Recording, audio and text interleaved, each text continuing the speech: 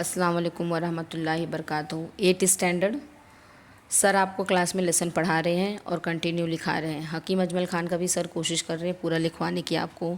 उसके बाद है लास्ट लेसन अपना फर्स्ट सेमेस्टर का ईद का तोहफ़ा, जो हम आपको नोट्स भेज दे रहे हैं। स्क्रीन पे सारी नोट्स आपको नज़र आ रही है। 1 लाइन आंसर आपको स्क्रीन पे नज़र आ रहा है, ठीक है।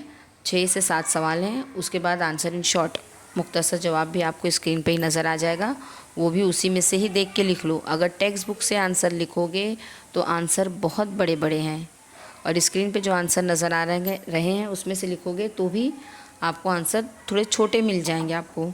इसको हमने अपने ओन सेंटेंस में थोड़े छोटे बना दिए हैं, ठीक है। और अगर जिनका चैनल नहीं चल रहा है तो चैनल को लाइक और सब्सक्राइब कर लोगे तो अगला लेसन आपको आसानी से मिल जाएगा। और आप लोगों के बोलने पे ही हम ये लेसन डाल रहे हैं, ईद का तोहफ़ा। क्वेश्चन आंसर देखो स्क्रीन पे आपको नज़र आ रहा है, देख के आप उसको लिख लीजिए।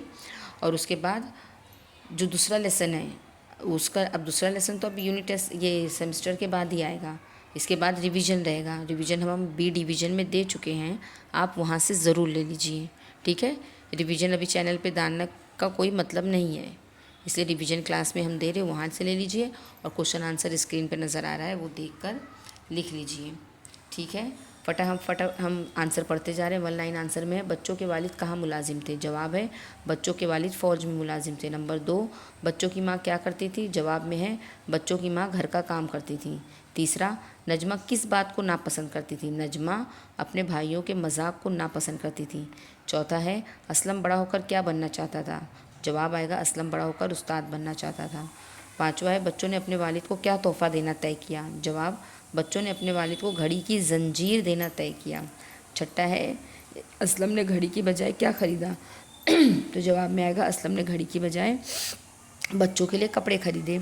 सातवां जवाब है, बच्चों के अब्बा किस चीज़ को ईद का बेहतरीन तोहफ़ा कहते हैं? तो बच्चों के दिल में गरीबों के लिए हमदर्दी पैदा हो गई, यही अब्बा के लिए बेहतरीन तोहफ़ा था। ये आंसर आपको है ना, लेसन जहाँ ख़त्म हो रहा है ना बेटा, सातवां आंसर बिल्कुल लास्ट लाइन में मिल जाएगा आसानी से। फिर आंसर इन शॉर्ट देखो दिख रहा है आपको स्क्रीन पे। आंसर इन शॉर्ट है ना, टेक्स्ट बुक में भी है लेकिन बहुत बड़े बड़े मार्किंग है। स्क्रीन पे जो नज़र आ रहा है वो छोटे हैं। आप ऐसा मत सोचो कि स्क्रीन पे भी इतने बड़े आंसर दिख रहे हैं तो कैसे हम लिखेंगे। तो स्क्रीन के आंसर बहुत छोटे बच्चा, उसको इसी में से ही कॉपी कर लो, ठीक है। 4 क्वेश्चन है और चारों आंसर इसमें लिखे हैं।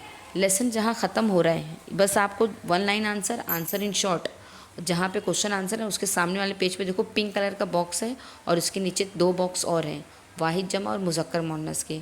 वो बॉक्स आपको हम कह देंगे सर को, वो क्लास में आपको लिखवा देंगे, ठीक है। तोहफ़ा, ईद के तोहफे में बस इतना ही काम करना है, 1 line answer, answer in short और वो तीनों बॉक्स।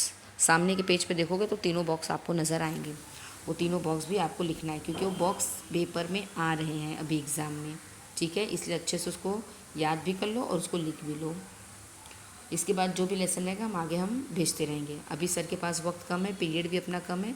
जो सर अब पढ़ा रहे पढ़ लो, लेकिन चैनल पे से ध्यान से लिखो, लिख भी लो। जिनके पास नहीं है उसको आप अपनी कॉपी दो, घर ले जाने मत दो, अपने सामने बैठा के लिखने दो।